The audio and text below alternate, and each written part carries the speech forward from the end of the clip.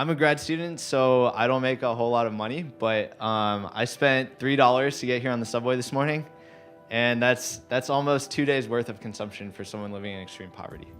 So the UN SDGs provide a great target for the world to shoot for, but it doesn't really matter how many goals we set if we're not able to measure our progress towards those goals and figure out how to improve. Give Directly is an NGO that facilitates direct cash transfers to the very poor. To do this, they need to locate extremely poor villages and then target individual households. Their insight was that they could use satellite imagery to find these poorest villages. Using traditional computer vision techniques like template matching, they detected roofs in satellite images and then classified them as either having metal or thatched roofs. Villages with higher proportions of metal roofs are likely to be wealthier. This automated ranking system helped Give Directly cut costs and deliver cash more efficiently.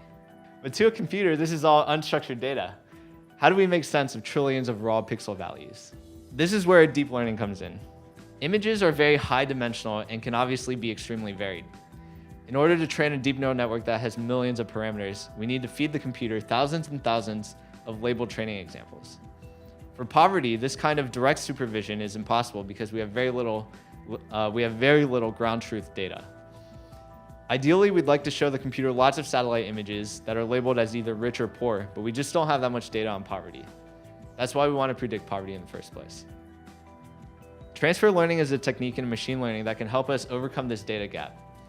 The general idea is that if you have a problem that is difficult, in this case, poverty prediction is hard because we don't have very much data, you can start by learning how to do an easier task and then transfer what you learned to help you solve the harder task. Instead of trying to predict poverty right away, we're going to train a model to predict the easier task of nighttime light intensities from daytime satellite imagery. We have plenty of training data for this task, and nighttime lights are clearly correlated with economic development. After training on the nightlight task, we fix the parameters of the CNN, and then we use it as a feature extractor. So the CNN provides a nonlinear mapping between each satellite image and its feature vector representation, and these feature vectors summarize the information that's contained in the satellite images. These features can then be used as the input into a second model that predicts poverty. Our models can make predictions of poverty for any location where we have satellite imagery, which is almost everywhere, and that allows us to create these fine-grained maps of poverty. This is a huge advantage over traditional surveys, which are usually prohibitively expensive, and in conflict regions, it can even be dangerous to try to conduct these surveys. Our hope is that maps like these can guide decision-making for people who are out there working to make a difference in these places. As a grad student, I'm not enacting policy or deciding where aid funding should go or working in the field to help people find their way out of poverty. But I hope that the people who are, including a lot of you here today, will continue to be open to creative new ideas for making the world a better place.